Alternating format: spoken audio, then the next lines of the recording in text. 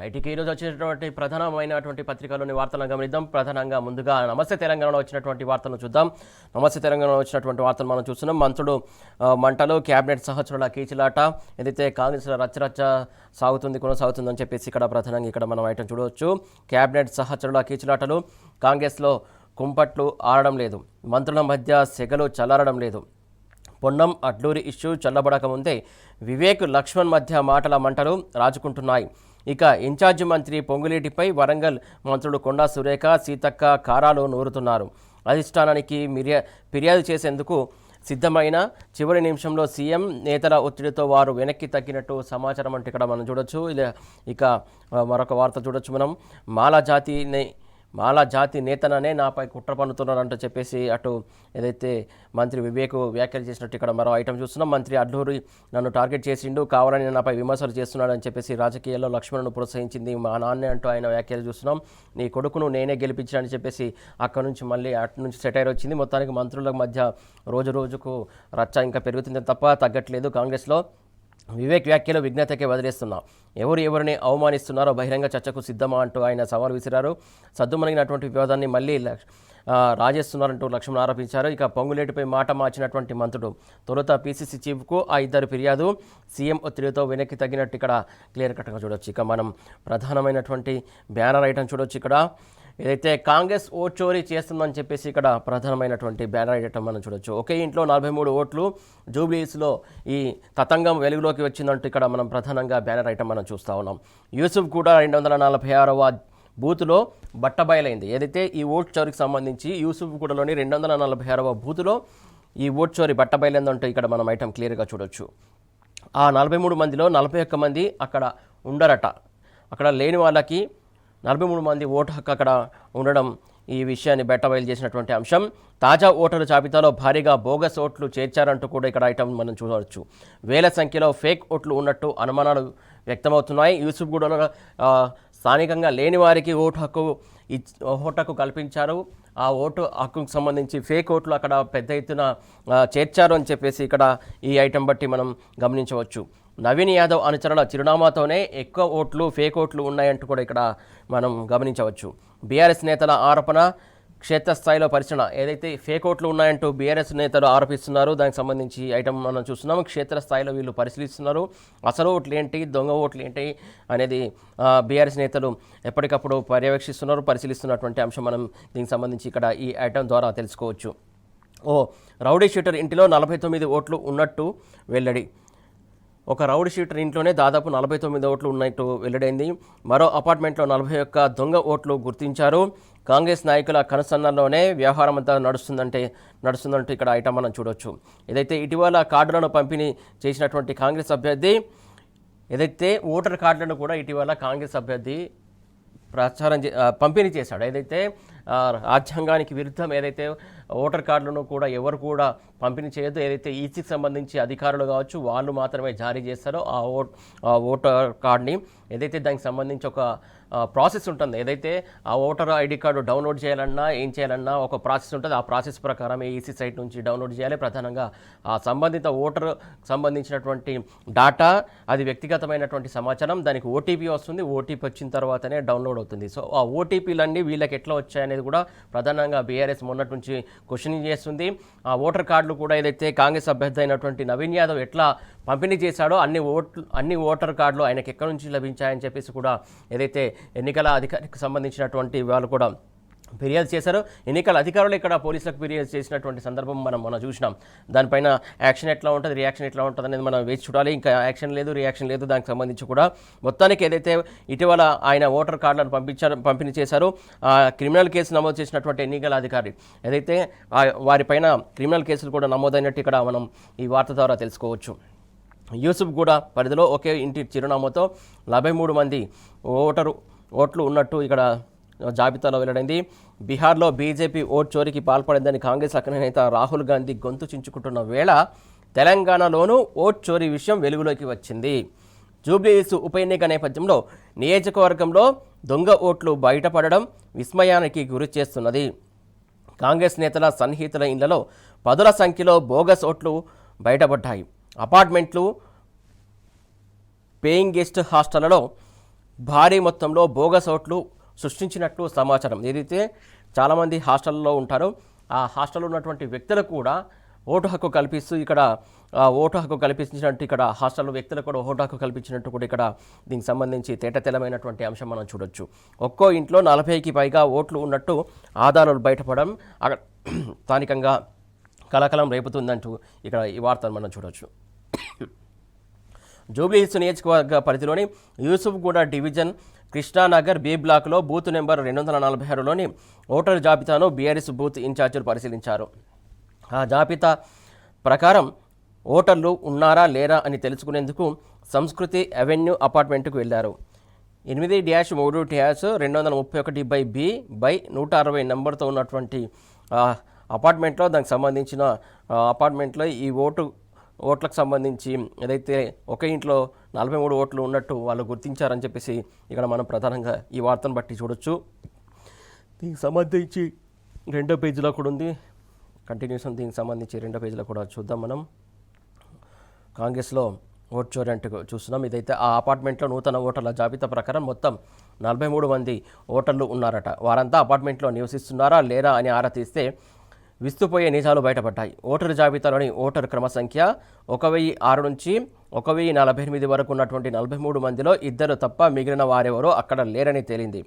5 అంతస్తులతో ఉన్నటువంటి ఆ అపార్ట్మెంట్లో మొత్తం 15 ఫ్లాట్లు ఉండగా వాటిలో 3 ఫ్లాట్లు ఇప్పటికీ నిర్మాణ దశలోనే ఉన్నాయి. మరో 12 ఫ్లాట్లలో ఉంటున్న వారిని వాకబు చేయగా తాము సంవత్సరం కాలం నుంచి ఇక్కడే ఉంటున్నామని చెప్పారు. వారిలో కొంతమంది ఓట్లు ఏపీలో ఉన్నాయని, మరికొందరు తమకు వేరే నియోజకవర్గాల్లో ఓట్లు ఉన్నాయని తెలిపారు. మిగతా వారు గతంలో అక్కడ నివసించి ఉంటారని అనుకుంటే ఆ అపార్ట్మెంటు కట్టి 2 సంవత్సరాలు కూడా పూర్తి కాలేదు. ప్రస్తుతం ఉన్నవారే మొదటి నుంచి అక్కడ ఉంటున్నట్టు తేలింది. అపార్ట్మెంటు స్థానంలో గతంలో ఒక చిన్న ఇల్లు మాత్రమే ఉండేదని, అందులో 40 మందికి పైగా ఉండే అవకాశం లేదని స్థానికులు చెబుతున్నారు. బోగస్ ఓట్లకు అడ్డాగా అపార్ట్మెంట్లు తయారవుతున్నట్టు ఇక్కడ ఐటమ్ మనం చూస్తున్నాం క్లియర్గా. ఈ మొత్తం వ్యవహారంలో నిశ్చితంగా పరిశీలిస్తే సంచలన విషయాలు బయటపడుతున్నాయి. కాంగ్రెస్ అభ్యర్థి సన్నిహితుల చిరునామాతో వేరే ప్రాంతాల్లో ఉంటున్నటువంటి కొందరిని ఓటరు జాబితాలో చేర్చినట్టు తెలిసింది. కొత్తగా చేసిన వారిలో ఎక్కువ మంది సినీ పరిశ్రమలో కార్మికులు, వివిధ స్థాయిల్లో పనిచేస్తున్న వారు ఉన్నారని బీఆర్ఎస్ నాయకులు చెబుతున్నారు. రౌడీ షీటర్ ఇంటి చిరునామాపై 49 ఓట్లు ఉన్నట్టు ఇక్కడ చూస్తున్నాం. ఏదైతే దానికి సంబంధించి ఐటమ్ మనం క్లియర్ కట్గా మనం ఇక్కడ చూస్తున్నటువంటి అంశం. ఇక మిగతా వార్తను చూసే ప్రయత్నం చేద్దాం. ఇదైతే ఆదివారం తెలంగాణ భవన్లో జరిగినటువంటి కార్యక్రమంలో కేటీఆర్, కొప్పుల ఈశ్వరు, ముఠగోపాల్ సమక్షంలో బీఆర్ఎస్లో చేరుతున్నటువంటి బీజేపీ సీనియర్ నేత మహేష్ అంటే ఇక్కడ ఫోటో ఐటమ్ మనం చూడొచ్చు. దీని కిందనే కేటీఆర్ సందర్భంగా మాట్లాడినటువంటి వ్యాఖ్యలకు సంబంధించి వార్తలు కూడా చూడొచ్చు. కారు కావాలన్నా బుల్డోజర్ కావాలన్నా ఏదైతే జూబ్లీహిల్స్ ప్రజలు తేల్చుకోవాల్సిన అవసరం ఆసన్నమైందని చెప్పేసి కేటీఆర్ వ్యాఖ్యలు చేశారు. ఉప ఎన్నికల్లో కాంగ్రెస్ అభ్యర్థికి డిపాజిట్ దక్కకుండా ప్రభుత్వానికి గుణపాఠం చెప్పాలంటూ ఆయన పిలుపునిచ్చారు. లేదంటే రేవంత్ సర్కారు మరింత రెచ్చిపోతుంది. తగిన బుద్ధి చెబితేనే కాంగ్రెస్ పార్టీకి సోయి వస్తుంది. ఈసారి మోకా మిస్ అయితే మళ్ళీ దొరకదంటూ కూడా ఆయన చేసినటువంటి వ్యాఖ్యలకు సంబంధించి ఇక్కడ సబ్ టైటిల్స్ మనం చూస్తున్నాం పేపర్లో. కమలం పార్టీ పూజకు పనికిరాని పువ్వు, BRS working president KTR fire అయ్యారు. ఏదైతే తెలంగాణ భవన్లో కేటీఆర్ సమక్షంలో బీఆర్ఎస్లో చేరినటువంటి బీజేపీ నేత చెరక మహేష్ ఆధ్వర్యంలో ఆ సందర్భంగా మాట్లాడినటువంటి మాటలు ఇవి. ఏదైతే ఈ ప్రభుత్వం ఒక్క ఇల్లు కట్టలేదు, ఒక్క ఇటుక పెట్టలేదు, కానీ 2,30,000 కోట్ల అప్పులు చేసింది. గరీబోళ్ల ఇండ్లు ఎక్కడుంటే అక్కడికి రేవంత్ రెడ్డి బుల్డోజర్లు పంపించి కూలగొట్టిస్తున్నాడు. జూబ్లీహిల్స్ ఎన్నికల్లో కాంగ్రెస్కు డిపాజిట్ గల్లంతు చేయకపోతే ఇంకా రెచ్చిపోతున్నట్టు కూడా ఈ వార్తను మనం చూడొచ్చు. ఏదైతే దీనికి సంబంధించి క్లియర్ కట్గా మనం చూడొచ్చు. ఏదైతే ఇంకా పూర్తి డీటెయిల్స్లోకి వెళ్ళే ప్రయత్నం మనం చేద్దాం. ఈ వార్తకు సంబంధించి జూబ్లీహిల్స్ ప్రజలు నిర్ణయించుకోవాలి. ఏదైతే కారు కావాలనో మీకు బుల్డోజర్ కావాలనో జూబ్లీహిల్స్ ప్రజలు నిర్ణయించుకోవాలని చెప్పేసి ఆయన సూచిస్తున్నారు. ఉప ఎన్నికల్లో కాంగ్రెస్కు డిపాజిట్ దక్కకుండా గుణపాఠం చెప్పాలంటూ కూడా ఆయన పిలుపునిచ్చారు. లేదంటే కాంగ్రెస్ సర్కారు మరింత చెలరేగిపోతుంది. బుద్ధి చెప్పితేనే కాంగ్రెస్కు సోయి వస్తుంది. కమలం పువ్వు ఏదైతే పూజకు పనికిరాని పువ్వు అంటూ కూడా ఆయన వ్యాఖ్యలు చేశారు. ఈ సందర్భంగా బీఆర్ఎస్ వర్కింగ్ ప్రెసిడెంట్ కేటీఆర్ పెద్ద ఎత్తున బీజేపీ పైన, కాంగ్రెస్ పైన ఫైర్ అయ్యారు. ఏదైతే తెలంగాణ భవన్లో కేటీఆర్ సమక్షంలో బీఆర్ఎస్లోకి ఏదైతే బీజేపీ నేత చెరక మహేష్ చేరినటువంటి సందర్భం, దానికి సంబంధించి ఫోటో ఐటమ్ మనకు కూడా క్లియర్ కట్గా చూడొచ్చు. ఏదైతే ఇక ఐటమ్ డీటెయిల్స్ చూసే ప్రయత్నం మనం చేద్దాం. దీనికి సంబంధించి కారు కావాలో బుల్డోజర్ కావాలో జూబ్లీహిల్స్ ప్రజలు నిర్ణయించుకోవాలని బీఆర్ఎస్ వర్కింగ్ ప్రెసిడెంట్ కేటీఆర్ విజ్ఞప్తి చేశారు. ప్రజా వికాసానికి అభివృద్ధికి కారు సంక్షేమం అయితే విధ్వంసానికి వినాశనానికి బుల్డోజర్ ఉదాహరణ అని చెప్పారు. అధికారంలోకి వచ్చి 2 ఏళ్లైనా ఒక్క ఇటుక పేర్చలేదు, కానీ పేదల ఇళ్లను మాత్రం ఈ కాంగ్రెస్ సర్కారు కూల్చివేస్తున్నదంటూ విమర్శించారు. ఏదైతే పేదల ఇళ్లకు సంబంధించి ఖచ్చితంగా సిటీలో ఉన్నటువంటి నలుమూలలో ఉన్నటువంటి కాలనీలో పెద్ద ఎత్తున కూల్చేస్తుంది. ప్రధానంగా చాలా చోట్ల చూడొచ్చు మనం. ఏదైతే ఫస్ట్ ఏదైతే గచ్చిబౌలి దగ్గర కావచ్చు, తర్వాత ఏదైతే నెక్స్ట్ ఇటు గాజర రామనగరం కావచ్చు, చాలా చోట్ల ఉప్పలు కావచ్చు, చాలా చోట్ల పెద్ద ఎత్తున ఏదైతే పేదల ఇళ్లకు సంబంధించి బుల్డోజర్ ఎక్కించి కూల్చేసిన సందర్భం మనం చూస్తున్నాం. దానికి సంబంధించి ఇక్కడ ఈ ఐటమ్ మనం చూస్తున్నాం. ఆ విషయాలే కేటీఆర్ ఇక్కడ గుర్తు చేశారు. ఈ ఉప ఎన్నికల్లో కాంగ్రెస్ అభ్యర్థికి డిపాజిట్ రాకుండా చురుకు పెడితేనే సోయి వస్తుందని చెప్పారు. 2 ఏళ్లలో ఏమి చేయకపోయినా ప్రజలు గెలిపించారు కాబట్టి ఇచ్చిన ఏ హామీ కూడా నెరవేర్చకుండా మరింత రెచ్చిపోతున్నది అంటున్నారు. కమలం పార్టీ పూజకు పనికిరాని పువ్వు లాంటిదని ఎద్దేవా చేశారు. తెలంగాణ భవన్లో తన సమక్షంలో బీఆర్ఎస్లో చేరినటువంటి జూబ్లీహిల్స్ నియోజకవర్గంలోని షేక్పేటకు చెందినటువంటి బీజేపీ సీనియర్ నేత చెరక మహేష్, ఆయన అనుచరులకు పార్టీ కండువాలు కప్పి కేటీఆర్ ఆహ్వానించారు. ఈ సందర్భంగా ఆయన మాట్లాడుతూ జూబ్లీహిల్స్ ఎన్నికతో కాంగ్రెస్ సర్కారుకు గుణపాఠం చెప్పాలని పిలుపునిచ్చారు. కాంగ్రెస్ గెలిస్తేనే అభివృద్ధి జరుగుతుందని చెబుతున్న రాష్ట్రంలోని 2 ఏళ్లుగా అధికారంలో ఉన్నది ఎవరో ఆ పార్టీ నేతలే చెప్పాలని, ఎక్కడ అభివృద్ధి ఉందో చెప్పాలని చెప్పేసి ఆయన సూటి ప్రశ్న వేశారు. కాంగ్రెస్ ఓటు వేస్తే మోరీలో వేసినట్టే అంటూ కూడా మరో వ్యాఖ్య చేశారు. కాంగ్రెస్ పార్టీకి ఓటేస్తే మోరీలో వేసినట్టేనని కేటీఆర్ ఎద్దేవా చేశారు. రాష్ట్రంలో అధికారంలోకి వచ్చిన 2 సంవత్సరాల్లో కాంగ్రెస్ పార్టీ నేతలు బాగా సంపాదించారని, అక్రమ మార్గంలో గెలవడానికి విశ్వ ప్రయత్నాలు చేస్తారని ఆయన ఈ సందర్భంగా ఆరోపించారు. 2 ఏళ్లలో సంపాదించినటువంటి అవినీతి సొమ్మును జూబ్లీహిల్స్లో ఖర్చు పెడతారని, ఒక్కో ఓటుకు 10,000 ఇవ్వొచ్చని ఆరోపించారు. ఆ డబ్బులు తీసుకొని బీఆర్ఎస్ కారు గుర్తుకు ఓటేయాలని విజ్ఞప్తి చేశారు. కాంగ్రెస్ బీజేపీలకు ఓటు వేస్తే మోరులో వేసినట్టేనని ఆయన స్పష్టం చేశారు. ఏదైతే అసెంబ్లీ ఎన్నికల ముందు కూడా ఏదైతే 420 హామీలు అమలు కాకపోవడంతో వారు ఇచ్చినటువంటి హామీలకు సంబంధించి కూడా ఇక్కడ ప్రస్తావించారో, ఏదైతే 6 గ్యారెంటీలు 420 హామీలకు సంబంధించి ఎన్ని హామీలు నిలబెట్టుకున్నారో, ఏదైతే ఆ పథకాల ద్వారా ప్రజలకి ఎంత బాకీ ఉన్నారంటూ కూడా ఇక్కడ ఆయన క్లియర్ కట్గా వివరించారో, దానికి సంబంధించి బాకీ కార్డుకు సంబంధించి కూడా ఇక్కడ ప్రస్తావన తీసుకొచ్చారు. 2 ఏళ్లలో ఒక్కటంటే ఒక్క పని చేయలేదు. రైట్, మోసం రేవంత్ రెడ్డి నైజం అంటే ఇక్కడ క్లియర్గా మనం ఈ వార్తను చూడొచ్చు. ఏదైతే మోసం చేయడం రేవంత్ రెడ్డి నైజమని, నమ్మినోళ్లను మోసం చేయడం సులభమని ఆయనే స్వయంగా చెప్పారని కేటీఆర్ గుర్తు చేశారు. అన్నీ తెలిసి కూడా బీసీ రిజర్వేషన్ల అంశంలో రేవంత్ రెడ్డి మోసం చేశారని విమర్శించారు. పార్లమెంటులో చేయాల్సినటువంటి చట్టం అసెంబ్లీలో చేస్తే చెల్లదని తెలిసినా, ఇచ్చిన జీవోను కోర్టు కొట్టేస్తుందని తెలిసి కూడా బీసీ రిజర్వేషన్ల పేరుతో నాటకాలు ఆడి మోసం చేశారని మండిపడ్డారు. అజారుద్దీన్కు ఇస్తామని చెప్పిన ఎమ్మెల్సీ కూడా ఆయనకు రాదని తెలుసు, కానీ ఆయనను కూడా రేవంత్ రెడ్డి కాంగ్రెస్ పార్టీ మోసం చేసిందని విమర్శించారు. తాజాగా షేక్పేట్లో ఆర్మీ స్థలం అని తెలిసి కూడా ముస్లింలకు శ్మశాన వాటిక కోసం ఇస్తున్నట్టు మోసం చేశారని ఆగ్రహం వ్యక్తం చేశారు. 2 ఏళ్లలో ఒక్కటంటే ఒక్క పని చేయని ముఖ్యమంత్రి రేవంత్ రెడ్డి కేవలం కేసీఆర్ నామం జపం చేసి కాలం గడిపేస్తున్నారంటూ ఆయన విమర్శించారు. దానికి సంబంధించి ఇక్కడ మనం క్లియర్ కట్గా చూడొచ్చు. ఏదైతే జూబ్లీ హిల్స్లో ఎగిరేది గులాబీ జెండా అంటూ ఏదైతే బీజేపీలో నుంచి బీఆర్ఎస్లో చేరినటువంటి మహేష్ చేసినటువంటి వ్యాఖ్యలు ఇవి. జూబ్లీహిల్స్ ఉప ఎన్నికల్లో కూడా మళ్ళీ ఎగిరేది గులాబీ జెండాయని చెరక మహేష్ ధీమా వ్యక్తం చేశారు. పెద్ద సంఖ్యలో తన అనుచరులతో కేటీఆర్ సమక్షంలో బీఆర్ఎస్లో చేరిన మహేష్ మాట్లాడుతూ మాగంటి గోపీనాథ్ నియోజకవర్గ ప్రజల కోసం అహర్నిశలు శ్రమించారని, ఆపదలో ఉన్న ఆయన కుటుంబానికి ఇప్పుడు మనమంతా అండగా ఉండాలని పిలుపునిచ్చారు. షేక్పేట డివిజన్ నుంచి అత్యధిక మెజార్టీ వచ్చేలా సమిష్టిగా కృషి చేయాలని కోరారు. కాంగ్రెస్ సర్కారుపై ప్రజలు కోపంగా ఉన్నారని, తెలంగాణ ఉద్యమం కాలం నాటి పరిస్థితి ప్రస్తుతం ఉన్నదని చెప్పారు. ఇంటింటికి తిరిగి సునీత గోపీనాథ్ గెలుపు కోసం పనిచేయాలని తన అనుచరులకు, కార్యకర్తలకు ఆయన విజ్ఞప్తి చేశారు. రైట్, ఇక్కడ ఇంకోటి చూడొచ్చు మనం వార్త. అసెంబ్లీ ఎన్నికల ముందు ఇచ్చినటువంటి 420 హామీలు అమలు కాకపోవడంపై ప్రభుత్వంపై ప్రజలు తీవ్ర ఆగ్రహంతో ఉన్నారు. జూబ్లీహిల్స్ ఉప ఎన్నికల్లో కాంగ్రెస్ అభ్యర్థి ఓడిపోతేనే నెలకు 4,000 పెన్షన్లు వస్తాయి. ఆ పార్టీ ఎన్నికల కోసం చెప్పిన హామీలన్నీ అమలవుతాయంటూ కేటీఆర్ ఈ సందర్భంగా చేసినటువంటి వ్యాఖ్యలకు సంబంధించి మనం చూడొచ్చు. ఇక మిగతా వార్తలను గమనించినట్లయితే ఏదైతే కేంద్ర మంత్రి హోదాలో కేంద్ర మంత్రినైనా నేనేం చేయాలనంటూ కిషన్ రెడ్డి చేసినటువంటి వ్యాఖ్యలు మనం ఇక్కడ క్లియర్ కట్గా చూడొచ్చు. ప్రధానంగా ఏదైతే దేనికోసం అంటే ఏదైతే 42% బీసీ రిజర్వేషన్ అంశం సంబంధించి ఆయన చేసినటువంటి వ్యాఖ్యలకు సంబంధించి ఇక్కడ మనం వార్త చూస్తున్నాం. బీసీ కోటపై చేతులు చేసిన కిషన్ రెడ్డి అంటే ఇక్కడ ప్రధానంగా వార్త చూడొచ్చు. వాస్తవానికి ఆయన ఇప్పటికి కూడా బీసీలకు సంబంధించి అంశం సంబంధించి కిషన్ రెడ్డి ఇప్పటివరకు మాట్లాడిన దాఖలాలు లేవు. అలాగే బీజేపీకి సంబంధించినటువంటి ఏ ఎంపీ కూడా మాట్లాడిన సందర్భం లేదు. ఎంపీలే కావచ్చు, ఎమ్మెల్యే కావచ్చు, బీజేపీకి సంబంధించినటువంటి ఎవరు కూడా ఈ బీసీ కోటాకు సంబంధించి ప్రస్తావన తీసుకురాలేదు. ఇక్కడ కూడా మాట్లాడినటువంటి సందర్భం మనం చూడలేదంటూ కూడా ఇక్కడ వార్త చూడొచ్చు. మహారాష్ట్రలో మా ప్రభుత్వమే ఉన్న రిజర్వేషన్లపై ఏం చేయలేకపోయినాం, 50% పరిమితి విధించింది కాంగ్రెస్ అంటూ కాంగ్రెస్ పైన ఆరోపణలు చేస్తున్నారు. ఈయనే హైకోర్టులో వాదన వినిపించడంలో రేవంత్ సర్కార్ విఫలమైందంటూ కూడా కాంగ్రెస్ పైన ఆయన చేసినటువంటి సంబంధించినటువంటి వ్యాఖ్యలు మనం చూస్తూ ఉన్నాం. ఇక ఏదైతే బీసీ రిజర్వేషన్లపై విషయంలో కేంద్ర బొగ్గు గనుల శాఖ మంత్రి జి కిషన్ రెడ్డి చేతులెత్తేశారు. కేంద్ర కేబినెట్ మంత్రిగా ఉండి కూడా తానేం చేయలేనని వ్యాఖ్యానించడం గమనార్హం. హైదరాబాద్ నాంపల్లిలోని బీజేపీ కార్యాలయంలో ఆదివారం తనను కలిసినటువంటి మీడియా ప్రతినిధులతో జరిపినటువంటి చిట్చాట్లో కిషన్ రెడ్డి ఈ వ్యాఖ్యలు చేశారు. కేంద్ర మంత్రి అయినంత మాత్రాన రిజర్వేషన్ల విషయంలో నేనేం చేయలేనంటూ సుప్రీంకోర్టు తీర్పులకు విరుద్ధంగా రాష్ట్రపతి కూడా ఏమీ చేయలేనంటూ కూడా దీనికి సంబంధించినటువంటి వ్యాఖ్యలు చూస్తున్నాం మనం. అలాగే ఏదైతే బీసీ సంఘాలకు సంబంధించి కూడా ఏదైతే జేఏసీ ఏర్పాటు చేస్తున్నట్టు ఇక్కడ చైర్మన్గా ఆర్ కిషన్ ఎంపిక చేశారంటూ కూడా ఇక్కడ వార్త చూడొచ్చు. ఏదైతే బీసీ సంఘాల జేఏసీ ఏర్పాటైంది దానికి సంబంధించి వార్త చూస్తున్నాం. ఏదైతే జేఏసీకి సంబంధించి చైర్మన్గా ఆర్ కిషన్ కూడా ఎంపిక చేసుకున్నారంటే ఇక్కడ వార్త చూస్తున్నాం. ఏదైతే బీసీ బంధు 18కి వాయిదా పడినట్టు కూడా ఇక్కడ వార్త చూడొచ్చు మనం.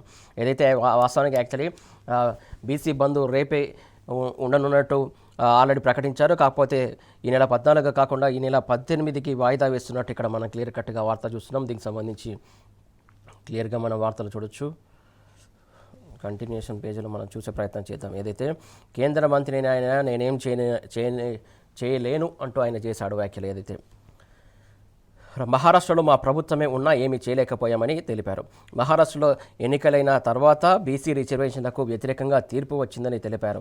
దీంతో కేంద్ర మంత్రి హోదాలో రాష్ట్రానికి ఏమీ చేయలేదన్న అపవాదును ఆయన మూటగట్టుకుంటున్నానని బీసీ సంఘాల నేతలు ఆరోపిస్తున్నారు.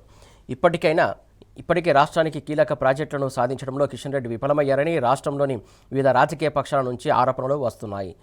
ఆయన ఈ ఆరోపణలను ఎదుర్కొంటున్నారు. వాస్తవానికి ఆయన చేసింది కూడా ఏం లేదు. ఇప్పుడు బీసీ రిజర్వేషన్ల విషయంలో కూడా కేంద్ర మంత్రిని అయినంత మాత్రాన నేనేం చేయలేనంటూ ఆయన వ్యాఖ్యానించడం దేనికి అర్థం ఇస్తుందో ఒకసారి ఆలోచించుకోలేదు. ఏదైతే కేంద్ర మంత్రి హోదాలో అలాంటి వ్యాఖ్యలు చేయడం బీసీల పట్ల బీజేపీకి ఉన్నటువంటి చిత్తశుద్ధి ఏంటో దీన్ని బట్టే అర్థం చేసుకోవచ్చు అని చెప్పేసి చాలామంది మేధావులు చెప్తున్నటువంటి సందర్భం. కాంగ్రెస్ సర్కారే విఫలమైందంటూ కూడా వారిపైన నెట్టేసే ప్రయత్నం చేస్తున్నారు. రిజర్వేషన్లపై 50% పరిమితి విధించింది కాంగ్రెసేనని కిషన్ రెడ్డి విమర్శించారు. దానికి వ్యతిరేకంగా వాదనలు వినిపించడంలో గతంలో కాంగ్రెస్ ప్రభుత్వం విఫలమైందని, తాజాగా హైకోర్టులో వాదనలు వినిపించడంలోనూ రాష్ట్రంలోని కాంగ్రెస్ సర్కారు విఫలమైందని ఆరోపించారు. బీసీలకు 42% కోటాపై రాష్ట్ర ప్రభుత్వం సుప్రీంకోర్టుకు వెళ్లడాన్ని స్వాగతిస్తున్నామని చెప్పారు. బీసీ రిజర్వేషన్లకు బీజేపీ పూర్తి మద్దతు ఉంటుందని పేర్కొన్నారు. జూబ్లీహిల్స్ అసెంబ్లీ అభ్యర్థి కోసం 3 పేర్లను అధిష్టానానికి ప్రతిపాదించామని, పార్లమెంటరీ బోర్డు మీటింగ్ తర్వాత అభ్యర్థిని ప్రకటిస్తామని వెల్లడించారు.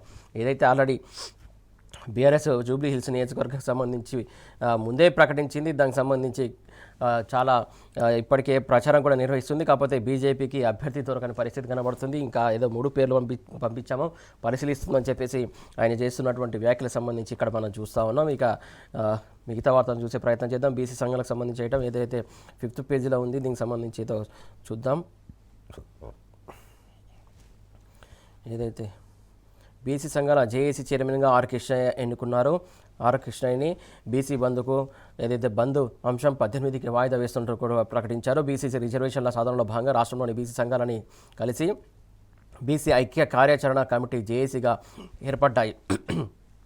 బీసీ రిజర్వేషన్ల ఉద్యమాన్ని ఉధృతం చేసేందుకు ఐక్యంగా ముందుకెళ్లాలనే లక్ష్యంతో ఆదివారం హైదరాబాద్లోని ఓ హోటల్లో బీసీ సంఘాలు, కుల సంఘాలు, మేధావులు, ఉద్యోగులు ప్రత్యేకంగా సమావేశమయ్యారు. జేఏసీ చైర్మన్గా జాతీయ బీసీ సంక్షేమ సంఘం అధ్యక్షుడు, రాజ్యసభ సభ్యుడు ఆర్ కృష్ణయ్య, వర్కింగ్ చైర్మన్గా జాజల శ్రీనివాస్ గౌడ్ ఉంటారని తెలిపారు. బీసీ రిజర్వేషన్లపై హైకోర్టు స్టే ఇవ్వడాన్ని నిరసిస్తూ 14న తలపెట్టినటువంటి బంద్ను బీసీ జేఏసీ 18కి వాయిదా వేసినట్టు చెప్పారు. బీసీలంతా బంద్ను విజయవంతం చేయాలని వాళ్ళు పిలిపించారు. దానికి సంబంధించినటువంటి ఐటమ్ మనం చూస్తున్నాం క్లియర్ కట్గా. ఏదైతే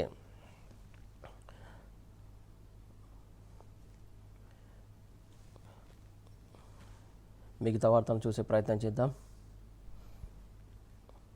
అయితే ఇక ఇంకో ఐటమ్ ఇంపార్టెంట్ ఐటమ్ మనం చూస్తున్నాం. రాజన్నతోనే దాగుడు మూతలు అంట వార్త చూస్తున్నాం. ఏదైతే గందరగోళంగా వేములవాడ విస్తరణ, భక్తుల నమ్మకాలకు విరుద్ధంగా నిర్ణయాలు తీసుకుంటున్నారంటూ ఇక్కడ వార్తను చూస్తున్నాం మనం. పూటకు ఒక మాట చెబుతున్న అధికారులు రాజన్న ఆలయానికి బదులుగా 11 నుంచి భీమేశ్వర ఆలయంలో పూజలు నిర్వహించాలంటూ కూడా వార్తను చూస్తున్నాం. 12 నుంచి దర్శనాల నిలిపివేత ప్రకటన, విస్తరణ పనులపై ఇంకా స్పష్టత కరువు. ఏదైతే 12 నుంచి దర్శనాలు నిలిపివేస్తున్నట్టు ఇక్కడ వార్త చూస్తున్నాం. ఇంకా దానిపైన కూడా ఇంకా క్లారిటీ దొరకలేదు. ఆ ఉద్యోగుల్లోనూ తీవ్ర ఆందోళన నెలకొంటుందని చెప్పేసి ఇక్కడ వార్త చూస్తున్నాం మనం. రాజన్న ఆలయ ఉద్యోగులు సైతం ఆలయ విస్తరణ పనుల పేరుతో తీసుకుంటున్నటువంటి నిర్ణయాలు భక్తుల దర్శనాల నిలిపివేతపై తీవ్ర ఆందోళన వ్యక్తమవుతుంది. స్వామివారికి సాలిన 100 కోట్ల మేర నగదు ఆదాయం సమకూరుతున్నది. ఏదైతే ఆలయాన్ని మూసివేస్తున్నారన్న ప్రకటనలతో భక్తుల సంఖ్య పడిపోయినట్టు తెలుస్తుంది.